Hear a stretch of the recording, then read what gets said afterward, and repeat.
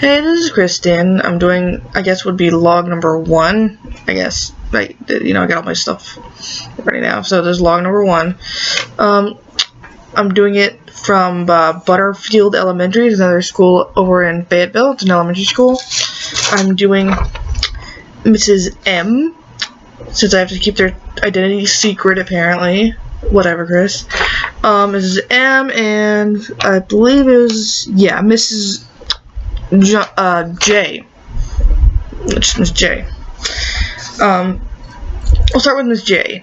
That was really interesting because we got sent over there by the assistant principal or whoever. And she was immediately like, "Oh, hey, you're for observation." And we're like, "Yeah." And she was like, "Can you help?" And we're like, "Okay." So she sent us out with like a kid each to go help with their little homework assignment, which is like a little essay thing. And we helped a couple of them. And each of the essays was like a different subject, but what was interesting to me was the biggest difference between like how far they were in their learning process, like how well learned they seemed. I don't know if that's the right word, but whatever. I'm sure you get what I mean. How far along they were, because like the first kid I had, I remember he was pretty good. He was very well worded. He talked about, like, the subject was the surprise you had, or like a time you were surprised, and he wrote about how his parents got him a Wii U as a surprise for his birthday or something, and he just had some simple grammatical errors and like a little spelling here and there that I had to correct, but he seemed very well thought out, and it was very well written for, a 3rd grader. And so he was fine. But then another kid I had later on was he was a lot more quiet. He was very shy. He kind of just mumbled things, and his little essay thing was supposed to be about a time he broke something, and none of it really made any sense.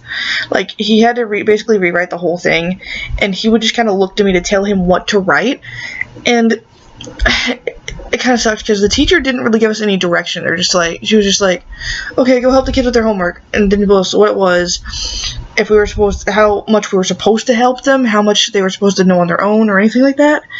She was just like, "Here, go help them." And so I basically had to tell that one student just basically everything, like, "Okay, write this and this and this and this," and it was like, I wasn't sure if I was doing it right or not, or what, like if I should have made him think more, but he seemed just very kind of closed off and very meek, and he was a shy little thing. It was adorable, but yeah, so that was kind of weird. I didn't get to see a lot of her learning process, except for or her teaching process rather, except finally after we were done with like a whole bunch of kids helping with their homework, she had us come back and we watched her read a book to them and like assign an assignment, a cute little assignment from the book or having to do with the book.